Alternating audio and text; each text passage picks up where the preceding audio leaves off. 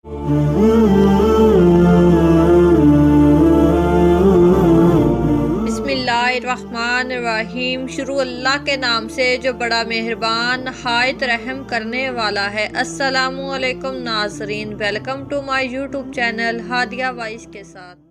प्यारे दोस्तों, एक रवायात में है कि यमन में एक कबीला आबाद था जिसका सरदार हातम ताई था। अब हातम ताई की सखावत से दुनिया का कौन सा आदमी है जो ना वाकिफ है। रसूल अल्लाह सल्लल्लाहु अलैहि वसल्लम के जमाने में कुछ लोग जब कैद होकर आए तो आप सल्लल्लाहु अलैहि वसल्लम को ये पता चला कि इन कैदियों में हातम ताई के कबीले की एक खातून भी है। तो हजूर पाक सल्लल्लाहु अलैहि वसल्लम ने अरशाद फरमाया कि इस खातून को रहा कर दिया जाए। खातून को ये रहाई की खुशखबरी सुनाई गई तो इसने ये कहकर आजाद होने से इनकार कर दिया कि मेरे साथ कबीले के दूसरे अफराद भी हैं। तो आप सल्लल्लाहु अलैहि वसल्लम ने पूरे कबीले को आजाद फरमा दिया और माले गिनमत भी वापस कर दिया और ना सिर्फ अपनी तरफ से इनाम इकराम से नवाजा बल्कि हफीज सरहद तक छोड़ने के लिए तशरीफ ले गए। हातम ताई की सखावत के ज़िमन में एक किस्सा बयान किया जाता है कि रौनक के बादशाह के दरबार में एक दिन हातम ताई की सखावत का तज़किरा था। एक शख्स ने बताया कि हातम ताई के पास एक बेहतरीन उम्दा नस्ल का घोड़ा है जो हवा की रफ्तार से तेज दौड़ता है। घोड़ा इतना खूबसूरत है कि जो भी इसको देखता है देखते का देखता ही रह जाता है। बादशाह हातम ताई और इसके घोड़े की तारीफ सुनकर बोला, जब तक किसी आदमी को आजमाया ना जाए इस वक्त तक इसके बारे में कोई राय कायम करना अकल और शाऊर के खिलाफ है। बादशाह ने वजीर से कहा कि तुम खुद जाओ और हातम ताई की सखावत के बारे में हमें मालूमात फराहम करो और किसी ऐसी चीज का मुतालबा इससे करो जो इसकी नजर में सबसे ज्यादा कीमती हो।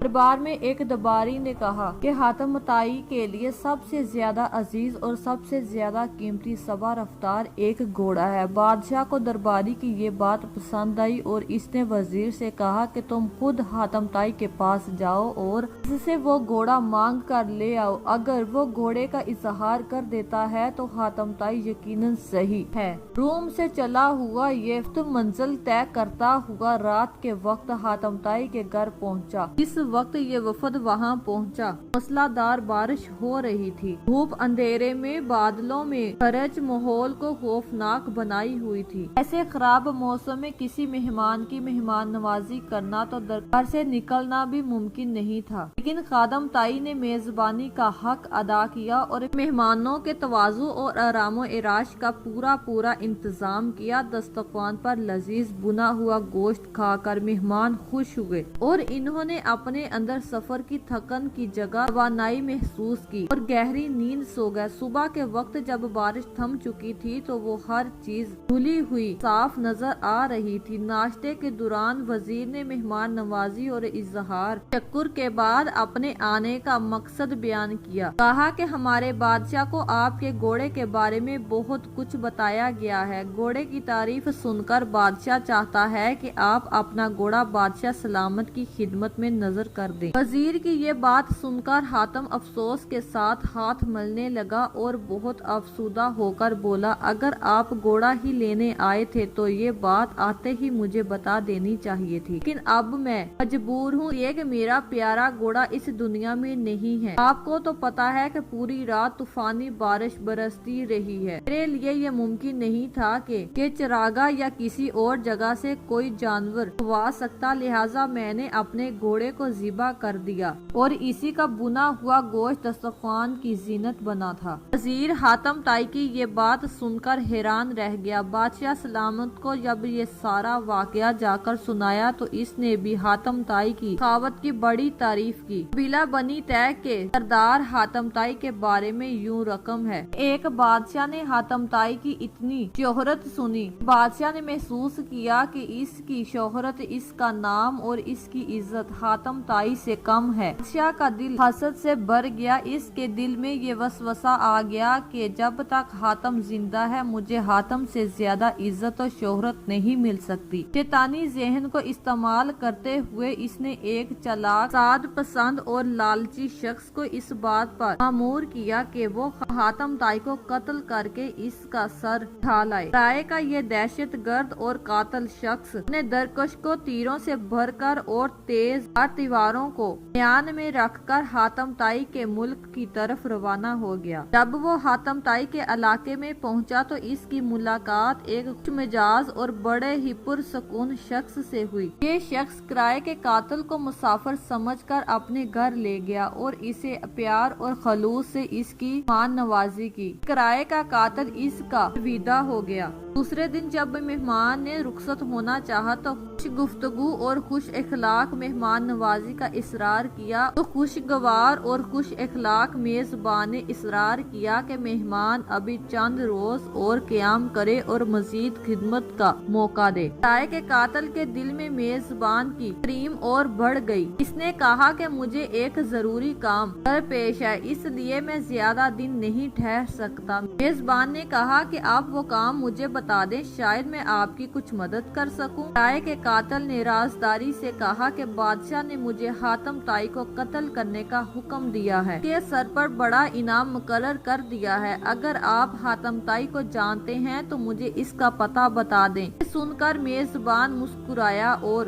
عاجزی کے ساتھ جھک کر کہا، میں ہی ہوں حاتم طائی۔ آپ اپنا کام شوق سے پورا کر سکتے ہیں، کیونکہ اگر یہ کام آپ اسی وقت پورا نہیں کریں گے تو پھر لوگ دیکھ لیں گے اور وہ مزاحمت کریں گے اور آپ انعام سے محروم رہ جائیں گے۔ حاتم طائی کی یہ بات سن کر کرائے کے قاتل اپنے میزبان کے پیروں میں گر گیا۔ اس کرائے کے قاتل نے اپنی تلوار اور تیروں سے بھرا ہوا کش پھینک دیا اور کہا کہ ایسے سردار کے جسم پر پھول مارنا بھی گناہ ہے۔ سخاوت کے بارے میں ایک مجلس میں حضور کلندر بابا اولیاء رحمت اللہ علیہ نے فرمایا کہ ایک شخص حضور صلی اللہ علیہ وسلم کی خدمت اقدس میں حاضر ہوا اور اس نے عرض کیا کہ یا رسول اللہ صلی اللہ علیہ وسلم مجھے شہد چاہیے۔ آپ علیہ السلام نے فرمایا کہ حضرت عثمان غنی رضی اللہ تعالی عنہ کے پاس چلے جاؤ۔ جب یہ شخص حضرت عثمان غنی رضی اللہ تعالی عنہ کی خدمت میں پہنچا تو وہاں بہت سارے اونٹ بیٹھے ہوئے تھے، گیہوں کی بوریاں لادی جا رہی تھی۔ اس شخص نے دیکھا کہ ایک بوری کا منہ کھل گیا ہے اور اس میں سے چند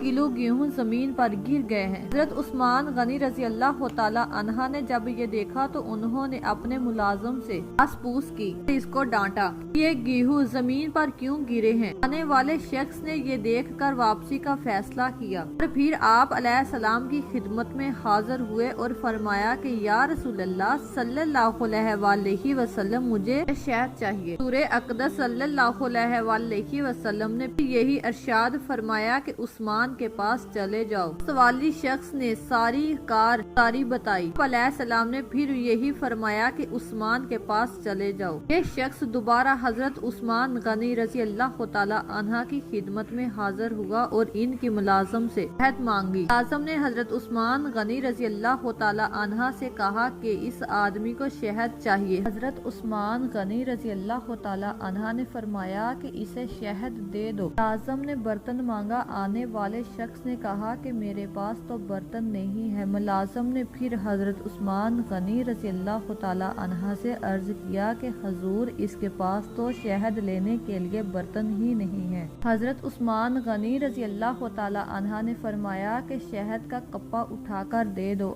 آنے والے شخص نے کہا کہ میں بہت کمزور آدمی ہوں، اتنا زیادہ وزن تو اٹھا کر نہیں لے جا سکتا۔ ملازم ادھر حضرت عثمان غنی رضی اللہ تعالی عنہ کے پاس گئے اور کہنے لگے کہ آنے والا شخص بہت کمزور ہے اور اتنا شہد اٹھا کر نہیں لے جا سکتا۔ حضرت عثمان غنی رضی اللہ تعالیٰ عنہ کو ملازم کی بار بار مداخلت پسند نہیں۔ آپ نے ذرا تیز لہجے میں فرمایا کہ اونٹ پر لاد کر دے دو، اور آنے والا شخص اونٹ پر شہد لاد کر چلا گیا۔ واقعہ بیان کر کے حضور قلندر بابا اولیاء رحمت اللہ علیہ نے فرمایا کہ مجھے اس بات پر حیرت ہے کہ ہر مسلمان دولت مند بننا چاہتا ہے، لیکن کوئی آدمی حضرت عثمان غنی رضی اللہ تعالیٰ عنہ کی عمل کو اختیار کرنا نہیں جانتا۔ یہ پیغمبرانہ صاف اور دل سے فکر تو بندے کے اندر متحرک ہو جاتے ہیں، اور وہ دیکھ لیتا ہے کہ کوئی شے براہ راست موجود نہیں، ہر چیز کا وجود اللہ تبارک تعالیٰ کی حکمیت پر ہے۔ سارے جہانوں کا بادشاہ اللہ تبارک تعالیٰ ہے۔ انسان زندگی میں جس چیز کو حاصل کرنا چاہتا ہے تو ضروری یہ ہے کہ اس